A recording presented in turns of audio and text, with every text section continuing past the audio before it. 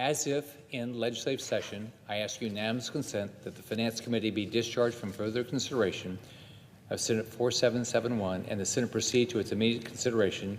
I further ask that the bill be considered, read a third time, and passed, and that the motion to reconsider be considered made and laid upon the table. Is there objection? Reserving the right to object. Senator from Oregon.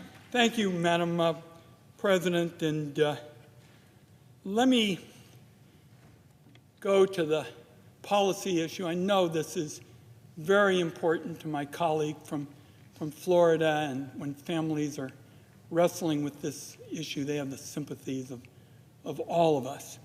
Here's what concerns me. Families struggling to afford IVF will get virtually no benefit from the Scott proposal that doubles the annual contribution limit. That is the bottom line. Families struggling get virtually nothing from this. And I have just felt, and I'm sorry that we started a little bit early because I wanted to hear Senator Scott's remarks. And, I just think if you look overall, Republicans have just had no interest in protecting in vitro fertilization or reproductive rights. The fact is, Donald Trump, some time ago, claimed that he was going to require insurers to cover IVF. And as far as I can tell, not Senator Scott, but Republicans generally basically never thought he was serious about it, which is the case for all of these proposals virtually, that he's making sometimes more than one a week.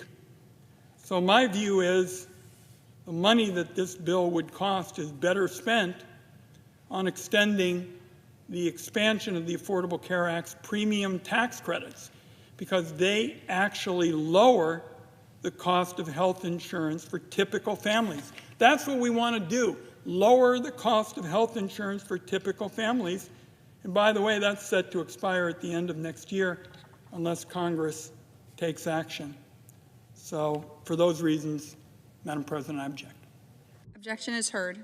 Madam President. Senator from Florida.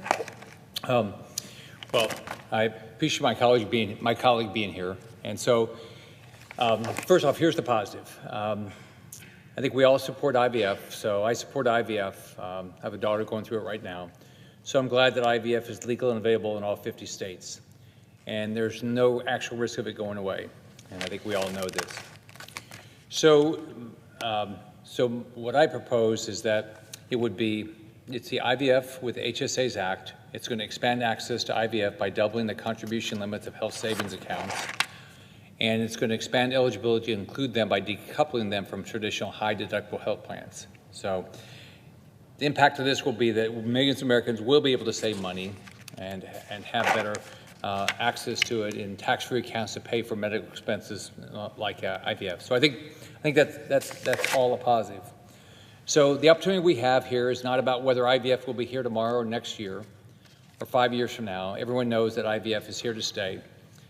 Today, our opportunity is to help more people use IVF to grow their families, but Democrats, unfortunately, my colleague decided to block this bill. So I hope I know my Democrat colleagues are going to call up for a vote tomorrow, Bill, but it just seems like it's just scoring political points. They're going to bring up the same bill that didn't pass before, and what's frustrating to me is I support IVF. I think all my colleagues support IVF. There was an attempt between Democrats and Republicans to write a bipartisan bill so that we could actually get a bill that we can pass. So the last 2 months has just been spent basically political posturing. I know it's an election year. So I hope that the Democrats are going to get serious about doing something that's going to really benefit hardworking people and help grow their families.